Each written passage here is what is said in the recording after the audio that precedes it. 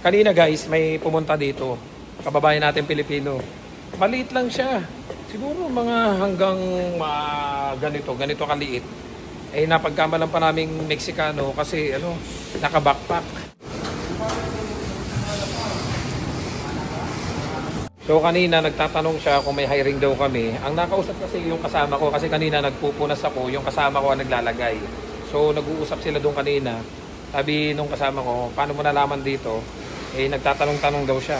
And then ang sabi, galing daw pala siya ng dairy farm din doon sa parteng, hindi ko na sasabihin, dito lang sa kabilang dairy farm. And then 4 months pa lang pala siya dito sa Canada. And then tinanong nung kasama ko kung bakit kumalis. And then nakaaway pala yung mga kasamahan doon na Mexican. So nag-iisa lang daw siyang Pilipino doon. Halos lahat daw nung mga kasamahan niya nakaaway niya. Kaya ang nangyari, umalis siya. So sabi nung kasama ko, sana hindi ka muna umalis kasi ang hirap na yung maghanap ng LMIA. Sana tinaga-tsaga mo na lang muna. Kasi kami dito, kasama namin dito, puro Meksikano din. Pero natsaga naman namin. Ang problema lang kasi guys, dito sa amin, kapag maliit ka, hindi mo abot ito. Kasi may hirapan ka, sasakit yung balikat mo, sasakit yung braso mo. Dahil nga, medyo mataas kasi yung pagkakadesign nitong parlor namin, itong milking parlor namin. Talagang mangangalay ka kapag ikaw hindi yung mga siguro, mga 5 pababa, mangangalay ka dito. Yan ganun kataas. Mataas siya. Ayan. Tapos ito, pag i-stop mo, ayan mataas to. Kaya kung maliit ka, hindi mo siya abot.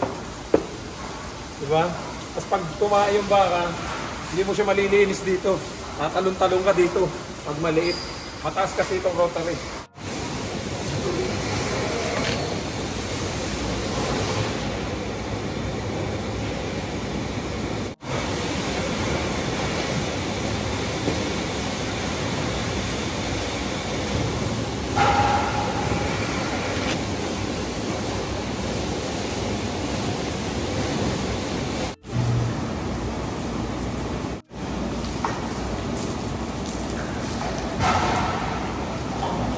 Uwian na naman. Ayun ganitong oras na talaga kinukuha yung gatas namin Hi. You too. Uwian na kukunin na uli yung gatas natin. Nangihinayang ako doon kay kabayan, yung galing dito kanina. Pero inyo, 4 months pa lang daw siya dito sa Canada. Hindi ko ba alam kung inalisan na niya or aalisan pa lang niya. Kasi sabi nga niya, nakaaway daw niya yung mga Meksikano doon. Sabi niya gano'n, siya lang daw nag-iisang Pilipino doon. So kanina galing dito, napagkamalan pa ni Bay, yung kasama ko. Kasi siya yung kausap nagpupunas ako Sabi niya, nag-Inglesan pa sila. Yung pala, sabi niya, kapwa daw pala niya Bisaya. Sabi niya gano'n. And then natanungan niya, galing daw pala din siya ng dairy farm. Dito lang sa, malapit lang. So sabi niya, 4 months pa lang ako doon, nakaaway ko daw niya yung mga Meksikano. Sabi nga namin dito, yung mga Meksikano din na kasama namin may mga hindi din pagkakaunawaan pero ang ika nga pinapalagpas na lang. Kasi may mga bagay talaga tayo dapat na palagpasin na lang. Kasi nga alam mo yung maapektuhan yung trabaho natin. Dahil dito, hindi din naman ayos yung, yung iba naming kasama, pero pinapalagpas na lang namin. Brad! Si Herbert, nakalibyan. Brad, kailan live mo? Si Bay. Brad, kailan live mo? Ha? Kailan live mo? Merkules. Merkules?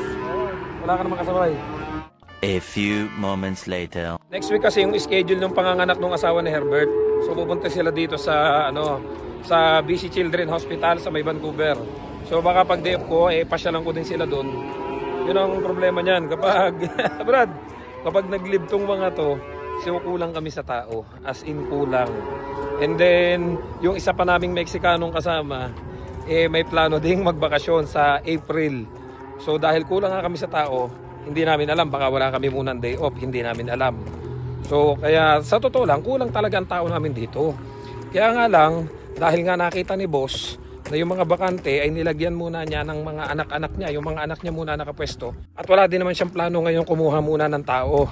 Pero, yun nabanggit ko nga sa inyo, na okay pa yung LMIA namin dito. Para po yun doon sa mga worker na dito. Kagaya namin, yung mga may expire ng working permit dito sa amin, mag-i-issue pa rin sila ng LMIA. Pero hindi ibig sabihin nun na mag-i-issue sila ng LMIA doon sa mga bagong worker na i-hired. Hindi pa namin alam kung mga susunod na araw, na linggo, na buwan, kukuha na siya ng tao. Pero kapag kukuha siya ng tao, so at least alam natin na may LMIA si boss na available. So at least safe pa rin yung status namin dito. Kasi yun lang yung naantay namin dito ang sagot ni boss yung makakapag-sponsor pa rin siya ng LMIA. Kasi hindi naman lahat ng kasama namin dito is permanent resident na or citizen na. Kagaya na lang ng iba namin kasama ditong mga Mexican tsaka yung isa namin kasamang Pinoy. They are still temporary. So kapag kailangan nila at magre-renew sila, may LMIA pa rin naman kami dito. Pero hindi po ibig sabihin nun, para po doon sa mga nagtatanong, Sir, may LMIA po ba kayo dyan? Sir, baka naman pwede po kami dyan. Sabi ko nga po sa inyo, nung mga nakaraang vlog ko, nakasubaybay po kayo, may nabakante kami 2 position at until now, wala pa rin nakakakuha. Pero ang ginawa kasi ni boss, yung 2 niyang anak na lalaki, yun yung inilagay doon sa position na nabakante. Pakita ko po sa inyo, ayan ha. Baka sabihin ninyo, nagluloko ko. Ayan kwarto ko to. Kwarto ni Johans yan. And then ito, yung kwarto nung isa naming Mexican na kasama na umalis. Ayan still, bakante pa rin po. Wala pa rin nag-o-occupy nito. So, bakante pa rin tong pwestong to. And then, dito sa baba, pakita ko sa inyo. Kasi, nung month of December, medyo alanganin na sila. Gusto nilang lumipat. Kasi nga, baka nga daw hindi maging maganda yung kapalaran nila dito sa farm. Nagsigurado na sila. So, lumipat sila, magkasama sila. Ito yung isang bakante. Ito, kalapit ng CR. Ito yung isang bakante. Yan. Yan malawak to. May sariling din yan. Closet. Ang problema nga po kasi, yung 2 umalis na yun, ang ginawa ni boss, yung 2 anak niyang lalaki, yun ang inilagay doon sa pwesto nilang 2. Tapos, yung isang driver namin na maliit, na hanggang dito nga lang, yun yung inilagay doon sa milking. Kaya lang napansin namin, talagang nahihirapan po. Yung nakita namin kanina, na kababayan natin na pumunta dito, hanggang dito. So sabi nga namin, mas maliit pa yan dito kay dito sa kasama naming Mexican na inilagay nga doon sa milking. Sabi nga namin, kung si nga nahihirapan, ay ano pa kaya siya?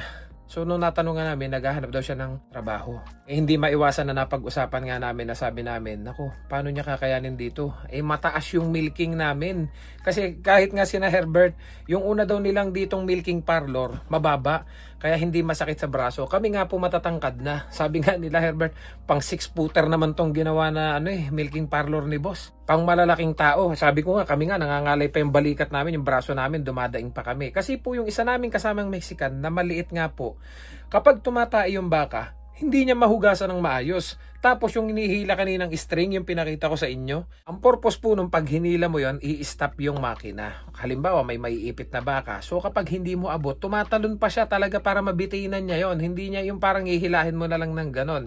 So kapag hindi mo nahila yon, mamamatay yung baka kapag naipit. Kaya kung talagang maliit ka, ang hirap po talaga dito sa pwesto dahil kagaya na lang nitong kasama namin. Dahil yung pong isang round nung milking parlor namin is 60 cows. Umaabot na siya dun sa kalahati. Nasa pang 30 na siya. Si boss pa naman laging nakabantay dun. So naiirita siya. Ayaw niya nang mabagal maglagay. Dahil ang tendency niya kapag matagal kang maglagay, magmi-milking siya sa exit. So titigil yung makina. So ayaw niya ng ganon. So as of now talaga, kulang po talaga kami sa tao. Kita nyo naman umalis yun sa kabila ko. Umalis yun sa baba. So anong nangyari? Ang ginawa ni boss doon sa mga nabakanting position. Kasi tinanong namin siya boss, ba kailangan mo ng tao? Hindi daw muna. Wala daw muna siyang planong kumuha ng tao. And then ang nangyari yun, ang mga nabakanting position, inilipat-lipat niya yung tao. Then yung nagdadrive, yung 2 na niyang anak. And then yung nagdadrive na Mexican before, yung inilagay sa pwesto namin. Kaya nga lang, medyo nahihirapan kasi nga po maliit. Mahihirapan po talaga siya kasi medyo mataas po yung pagkakasetup ng milking parlor namin Kami nga ni Bay na mataas na. Sabi nga ni Herbert, kasi si Herbert po yung matagal na dito nagmi-milking. Yung una daw milking parlor nila mababa lang, ganan lang. Ngayon nakagano na. Talagang masakit po sa braso. Kaya sabi ko nga po sa inyo, kung talagang magkakaroon po ng bakante dito, dati kasi ang ginagawa ni boss, nagsasabi yan sa tao, Kung halimbawa may plano ka nang umalis, sige, hanap ka ng kapalit mo. Dati may mga na permanent resident na dito, hanap ka ng kapalit mo. I-train mo muna para pag alis mo, may kapalit ka na. So ganun yung naging setup namin. Nakilala ko yung dalawang na PR na dito. So nung paalis na sila, kami yung ipinalit. Tinuruan muna nila kami, and then bago sila umalis, marunong na po kami. Kaya lang kasi, doon sa mga nababasa kong comment, nakala nila po ganun kadali. Sir, baka naman po pwede, i-repair nyo po kami dyan sa employer ninyo. Sir, baka naman pwedeng ipasok nyo po kami dyan, dito po kami sa Pilipinas. Ito po, i-real to ko na po kayo ha. Kahit sino pong vlogger na napapanood nyo dito sa Canada, nababasa ko din po yung mga ganyang klase ng comment. Sir, baka pwedeng i-repair nyo po kami dyan sa employer ninyo. Ito po ha, diretsuhan po tayo. Kahit sino pong vlogger dito, kung may chance po sila na makuha at ma-hire yung mga mag-anak nila na nasa Pilipinas, kung yung mga kanilang pinsan, kapatid o kanilang mga relatives na nasa Pilipinas, sa tingin nyo po, uunahin po nila yung ibang tao. Lagi ko po yung binabanggit sa inyo. Kasi nga po, mas gusto po nilang i-hire yung mga na dito na sa inside Canada. If ever may nangailangan talaga ng working permit at nagkaroon ng bakanting position, mas preferred po nilang i-hire nyo na dito sa inside Canada. Alam ko, masasaktan kayo sa mga sasabihin ko. Pero hindi lang dito sa channel ko nababasa yung mga ganyang klase ng comment. Even sa iba't ibang vlogger, nababasa ko, Sir, how to apply po? Sir, baka pwede nyo po kaming i-repair dyan sa employer ninyo. Sa maniwala po kahit sa hindi, kahit sino pong vlogger dito na magsasabi po kayo na, Sir, baka pwede mong i-request po ako na dito po ako sa Pilipinas na i-hire ako ng employer ninyo. Uunahin po nila yung mga relatives po nila na nasa Pilipinas. Ngayon, kaya ko po sinasabi sa inyo, if ever may bakante po kami dito, kasi ang preferred po ni boss dito na i-hire, yung nasa inside Canada. Dati ko na po itong ginawa. Nung time na nagkaroon kami ng bakante dito, nag-post po ako sa page natin. Nag-post din po ako dito. Gumawa po ako ng vlog na sabi ko may bakante kaming isang position. Ang problema nga lang po kasi may mga kababayan po tayo na parang alam niyo yung ino-offer mo na, sila pa yung aantayin natin. Kagaya na lang dati, yung mga na-encounter ko, bigyan ko kayo na example. May mga nakausap ako dati, Sir, baka pwedeng 1 month. Magre-resign muna ako dito. Sir, baka pwedeng 2 weeks. So yung employer natin dito, hindi po yan mag-aantay. Ang gusto po kasi niya on the spot kasi kailangan niya ng diretso na kagad na magtatrabaho. Dahil yung baka, hindi pwede niya mababakante ng hindi gagatasan. Dahil tuloy-tuloy po ang paggagatas namin dito sa baka, magkakasakit po yan. Hindi po ito yung pwedeng mababakante muna yung position, hindi magde-dep yung mga tao dahil aantayin ka. Dahil dati po, may mga ganun din po, nagpaantay, atras abantre, urong sulong, hindi naman pala tutuloy. Dati may mga nakausap na rin po ako, Sir Perds, baka pwede naman ako diyan. Kapag nagkaroon ng bakante, sabihan mo ko. So dahil lumipas yung ilang buwan, 1 buwan, 2 buwan, 3 buwan, akala ko siya na talaga yung mapupunta dito. Sinabi ko pa naman kay boss, may papasok po sana ako, baka pwede, antay-antay lang po natin. And then nung nakausap ko, nakahanap na po pala sa iba. Dahil alam ko naman po yung mga yung mga pangako ng iba diyan, sasabihin po nila, na dito lang ako kapag kailangan nyo, pwede ako dito. Pero ang totoo po nyon, habang nakatalikod na po tayo, naghahanap-hanap na rin po yan ng trabaho sa iba. Kaya nga po madalas sinasabi ko, hindi na po ako nangangako eh. Once na may bakante po, ipopost ko po yan dito. Gagawin po natin ang vlog para po makapunta po kagad kayo. Kung sino pong mauna, edi siya po ang pumunta. Ang problema po kasi doon sa iba at mga taga malalayo pa, kaya hindi ko po masabihan kagad. May mga nagsasabi, mga taga Toronto, may mga taga Alberta, Saskatchewan, na pupunta po dito. Sabi ko po, wag po muna kayong pupunta kung wala pang kasiguraduhan. Sabi kong ganun. Kasi ang pinakang kasiguraduhan nyo lang po dito, once na may umalis po uli ditong worker. Kagaya na lang ngayon, hindi pa po to sigurado ha. Parang naaamoy namin kasi kaibigan nga nitong magbabakasyon na Mexican, yung dalawang umalis.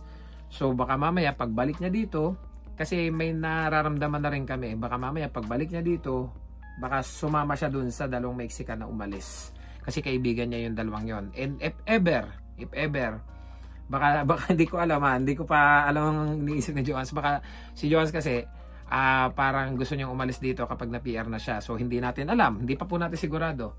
So kung may kakaroon po ng bakante dito, sasabihan ko po kayo. At kung sino po yung talagang ikarapat dapat na talagang willing na makapunta rito, na mahir po dito, sana po, wag naman po sana yung ipapahiya kung sino yung nag-refer sa inyo. Dahil this is one of the main reason kaya si boss ay nadala na rin doon sa mga pangako. Dati may isang worker dito, pinangakuan niya si boss, hindi ako aalis sa'yo, tulungan mo lang ako, i-hire natin yung kapatid ko na nasa Pilipinas. Then pagdating dito, 3 months pa lang, nilayasan nila si boss, sabay silang umalis.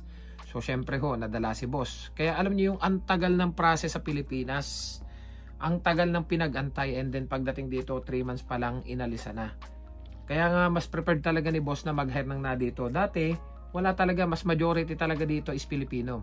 Kaya lang dahil nga dun sa mga kababayan natin na pagkakuha ng working permit, then nung nagka-working permit na, umaalis, lumilipat na ibang province. So nangyari, nag-hire na si boss ng Mexican. So sa ngayon lang talaga, sinabi ni boss wala munang kukunin na worker. Pero sa amin naman daw, willing pa rin siya mag-sponsor ng LMIA if ever may expire na yung working permit namin. Pero dun po sa mga nagtatanong, nagko-comment, nagme-message, sir, may LMIA po ba dyan? Baka pwede po ako dyan. Sabi ko nga po sa inyo, wala pa sa ngayong planong kumuha si boss. Pero sabi ko nga sa inyo, stay tuned lang po kayo. Hindi po natin alam. Hindi ko kasi masabi, 1 buwan, 2 buwan, 3 buwan. Minsan nga, nagugulat kami, on the spot, umaalis yung tao eh. So yun, yung dalawa umalis, nagulat kami, hindi na bumalik, nag-ano na sila, nag-construction na. Kaya kapag halimbawa, na-timingan ninyo na nagkaroon kami ng bakante dito, sana puntahan nyo kagad. Dahil baka mamaya maunahan din kayo kagaya ng iba na nagpaantay-antay pa. 1 linggo, 2 linggo, anong nangyari? Nasingitan na sila. Kaya sabi ko, ayoko na pong mangako. Dahil baka mamaya magkakasamaan lang tayo ng loob. Kung halimbawa po't may bakante dito, ipopost ko po yan. At hopefully, sabi ko nga po sa inyo, naniniwala po kayo doon sa kapalaran. Kung kapalaran mo talaga na mapunta ka dito, sigurado ako, kung may bakante kami dito, at ipinost ko yun dito, ikaw makakakita nun at ikaw kagad yung pupunta nun dito. So hanggang dito na lang guys, at ako magpapahinga na at may pasok pa rin ako mamaya. See you sa next vlog. Don't forget to subscribe, like, and share this video para kahit paano may idea kayo sa mga nangyayari sa amin, sa mga buhay-buhay namin dito sa Canada. See you guys sa next vlog. I love you all. God bless. Bye-bye!